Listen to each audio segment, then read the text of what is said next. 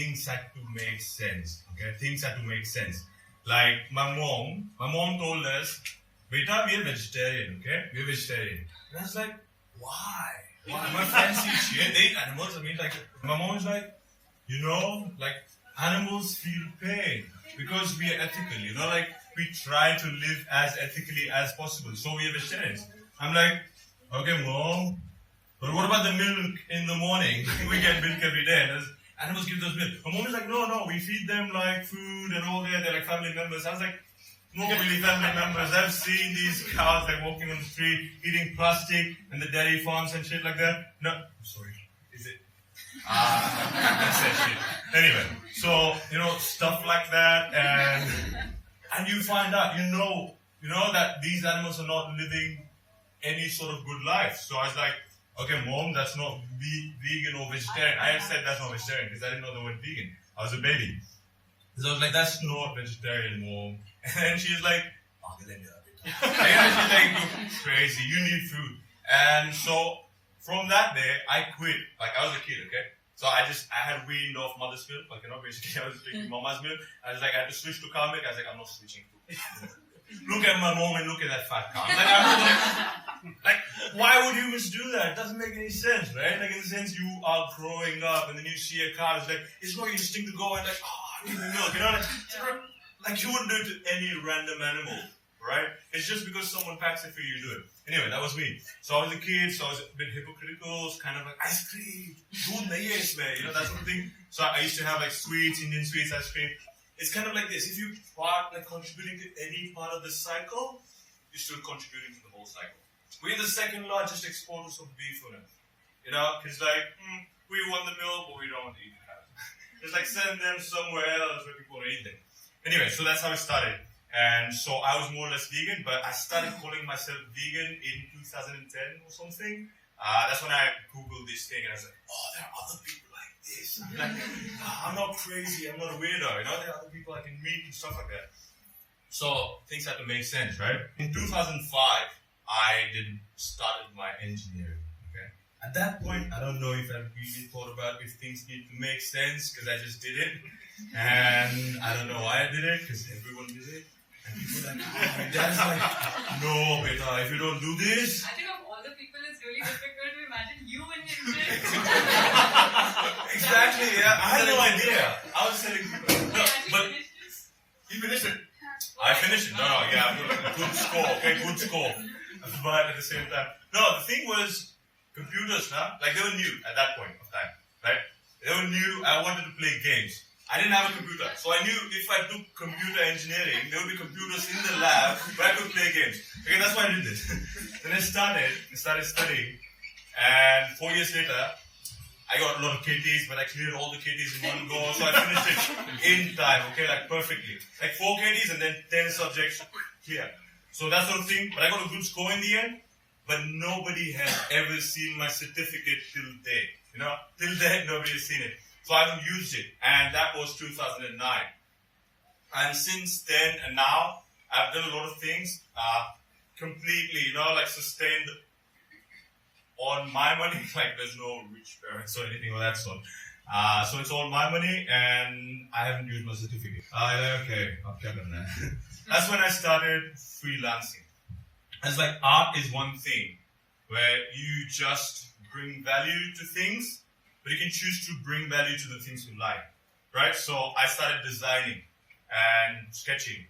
When I watched Titanic as a kid, I saw DiCaprio sketch Kate Winslet. I was like, I have to do this. I'm not kidding. It was me, right? I remember mom and dad were sitting in my house, and I was like, everyone's like, I'm not gonna watch this thing. This is society. I can't be like. It's like how you walk in when there's this scene on, how society is. But I actually, part of my work is sketching nudes. I travel and then I sketch a lot of people along the way, women, men, if they ask me to. That's one of those things, but that doesn't make a lot of money, okay? Because people are like, okay, they don't pay you much for that. But what makes money is design for startups. That sort of thing. I do logos and UI, UX design, visual design.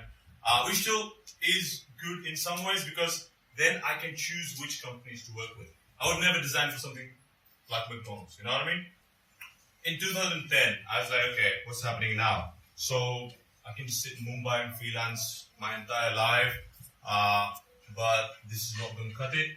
Because the one thing is, when you're in one place, you only know about things that happen in that area, right? You don't know about anything else. There's no perspective. You hear about things, you watch things in movies, but it's not the same, you know? It's kind of like this. Indians feel very Indian, right? Everyone's like, "Main Indian hoon, main desi hoon," but nobody knows what Indian means, right? That's why I wanted to travel in India. I started 2011, took my bag solo. I was like, "Mummy, main ja raha hu." He's like, "Kahan ja raha hai, beta?" You know, like, "Where are you going?" I'm like, "I'm going to the north." I have no idea. Started out in Delhi. Turned out the first Indian Grand Prix was happening there, and I went to that. Made some friends there. Talked to strangers. That was my first exposure to people outside of India. And then you find out that they behave differently based on how they were raised. And at the same time, because you're in a new place, those people behave differently too. And that changes you too. So start in Delhi, which was not that different because Delhi is like Mumbai. And then from there on, I just went to Himachal Pradesh. And then it was just villages and all these smaller areas, staying in, like tea houses and stuff like that with friends. In the beginning, I didn't have a lot of money. All I had done was like 2 or 3 logos and I had like 30,000, 40,000 rupees. And I couldn't do much with that. So I started there. And from there on, I just couldn't stop. So then I traveled in India for almost 3 years. But a lot happened in these years. In the beginning, it was in the mountains. It was all beautiful. Spent time in Varanasi. I spent time in UP, Bihar. Spent time in Odisha. Nobody goes to these places. Some people go to Odisha, but like most people are like, "Oh, God." No, it's so funny because it's so chill. And weed is kind of legal and stuff. But I don't know if they say that. But what I'm saying is people chill, right? So if people don't think that they have to live up to this standard set by some other people, then life is a lot easier. It's a lot better because you're like fighting with yourself, right? It's like you're not competing with people. Competition is stupid. You just do things you want to do as long as they don't harm the third person or anybody else. That's my ideology. Do whatever you want to do. Don't worry about shape, social norms, anything that people tell you to do. You just do things the way you want to, as long as they're not harming anyone. Right? Being vegan partly solves that problem. You cut out the animal from the cycle. Being a non-capitalist cuts out the problem. So there's nobody you're exploiting. You know what I mean? There's no class system when you're traveling. Because when you're in a society, you get part of that class system. That's what I kind of hate is that, see, I'm speaking English here. You know, there is this big class difference in Mumbai. I flew back to Mumbai yesterday. And that's the first thing you notice. See, there will be people listening, going to cafes, going to studios, listening to all the talk and everything, right? People doing things and all that. And then there's other people just going back home, trying to make ends meet, trying to have some food. Like you go to, say, Liba, for a party, and then you pay 5,000 rupees just to get in. Like some of the people who intern from BSCs and stuff get 7,000 rupees a month. And Stanan, how do you sustain yourself? Like from the time I know you, which is from the time I went vegan, we used to have these potlucks and I used to always find Jadan in there. And you've been a vegan for a while, like so have I been. And I've always seen you on the move. You've always been traveling. In fact, just getting all of you together in one place was quite a challenge because everybody, with travelers, it's quite a challenge by the way. So I've always been very curious to know, and I'm sure a lot of us are, like 30 countries on freelance. Most of us have to really plan our trips, I'm too broke this month, or I have to kind of get my next check for the next month, and then kind of plan if there is an offer, blah, blah, blah. So we're constantly thinking and planning. So if I want to just maybe take off tomorrow for a trip, how do you do it then? The one thing is there's no mission in mind, right?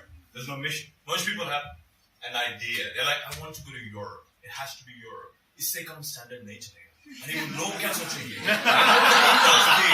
It can be anything, but it costs money. Yeah, but the idea is. Even if I go to Lonavala. So start where you can, right? Start where you can. Let's say if I have 5,000 rupees in my pocket, I can do a trip. Why can't I? If you have a home back in Mumbai, okay, you're paying rent already, or if you're not, if you're homeless, even then it becomes easy if you're homeless. Again, come back to just leave. But okay, even if you have 5,000 rupees, right? What I would do is I would take a bus. Okay, I would go to Mumbai Central and take a bus to whichever place. Let's take a bus to Udaipur. Udaipur is amazing. Okay, for 1,000 rupees you'll reach Udaipur. You go to hospital, you pay 500 rupees a night. Yeah, like I don't have health insurance. I don't need savings. Why? Because one, humans need savings when they've given up. Okay, it's kind of like, okay, ab kuch karna nahi hai. We can't do anything else in life. We are old, we have arthritis. I mean, I'm sorry. By the way, what I mean to say is if you don't keep fit and you want security for the part of your life where you can't move, then you feel like you're saying, but you're thinking too far, like deep in time, right? If you keep fit today, unless you lose like a leg, even if I lose a leg, I can still do it, right? Maybe if I lose both my hands, something. But until then, I can work. So why do people give up? You can always work at any point of time in your life and make money. Money is just incidental. In this world, everything belongs to us. I mean, it sounds communist, but it is kind of, everything belongs to us. Money is a means of getting to that. Nobody's entitled to more than they need, but people fight for that, capitalism. But you can still get your due if you work. You know what I mean? You just need to be like, don't be in that rat race where people try to squeeze work out of you for nothing. And this happens a lot, I'm telling you. Now, this might sound rude, a lot of people in Mumbai do this. They be like, do this work. Everyone's like, okay, we give you recommendation, that sort of thing. But you get to the point where you can't really work. It's kind of like, do you go to the supermarket and be like, give me this biscuit? And I'll tell everyone to come to this supermarket tomorrow. Nobody's going to give you that biscuit. People don't think about freelancers in this way. They're just like, these people are just like, they want recommendations, you know, like. But that's how it is. So don't sell yourself short. That's the first thing. So look out for yourself. That's the thing. And then, okay, I had to travel, and that was my first trip. In the beginning, it was India. And then from there on, it just kept going on. And mostly, like, she was asking me how. I go on Skyscanner, and you know, on the left side, you put in the origin, Mumbai. There's this option called everywhere. Click that. And then you can choose the dates and go and click the cheapest month. There's an option called the cheapest month. You click that, and then you'll look at flights that are so high. What is this place? Skyscanner. I'm sorry for assuming everyone knows. Skyscanner is like an aggregation website. You know, like Rome to Rio, Skyscanner. Very useful. You know, why would you pay like 1,000 euros for something that can be had for 200 euros on a certain day? You know what I mean? Like, I got flights to Amsterdam when I was sitting in the Philippines. I was like, notification, 200 euros, flight to Amsterdam. I'm like, click, click, click, book. And then this is how it goes, you know? Like, it's easy to get these flights. They're cheap, and like, if you go to Europe, it's even easier because Ryanair runs so many promotions. Sometimes you can get flights from Barcelona. If you know the low-cost airports, like say Girona near Barcelona, flies to Malta for 12 euros one way. That's like 700 rupees, you know, like it's crazy cheap. You pay for the VAT and all that. You pay like if you don't check it online and all that. But anyway, so all these hacks, it becomes easy. Travel, it's not as difficult. I mean, especially basics, you know, the one thing what Indians do is okay, there's savings and there's marriage, right? Save for marriage, like anything. Lakho. And it doesn't take that much money to travel, guys. It doesn't at all. It's literally like, ek shadi will give you 5 years of travel.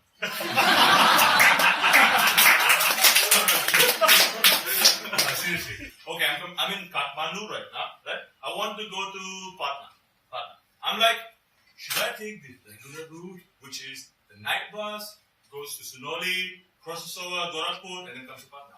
Or should I just go through? I looked on the map and there was a road which goes through, right? Straight to Patna, through nowhere. Like, nobody knows these places. Nobody goes to these places. I just took it. Local jeep, Tata Sumo, bhaiya chaloge, 100 rupees, and then he said, and then we went, and then apparently on this road, the accident rate kind of is like, we see sumos in the valley.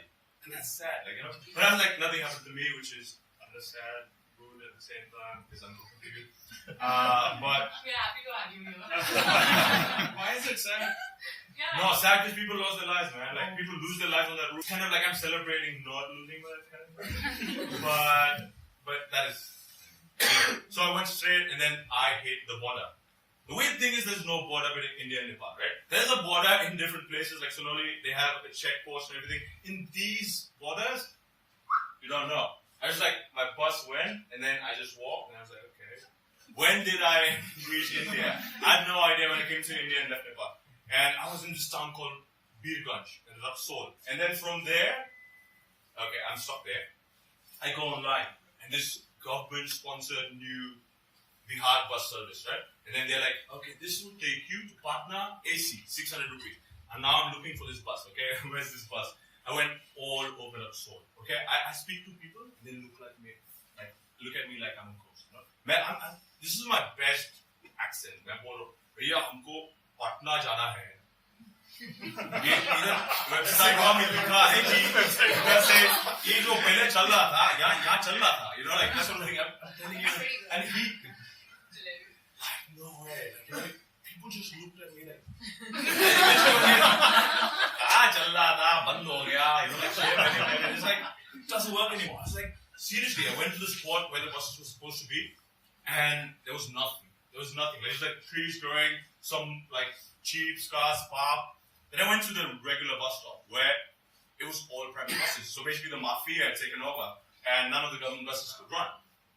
Ganesh travels, everyone was like, Khatiya laga ke baithe. You know, buses, like, they're having rum and everything. And then I get into one of these buses and then this goes, and there's air conditioning, but the windows are open. You know? Best thing, like, and those things are kind of like portable, so one of them fell on one person in the back.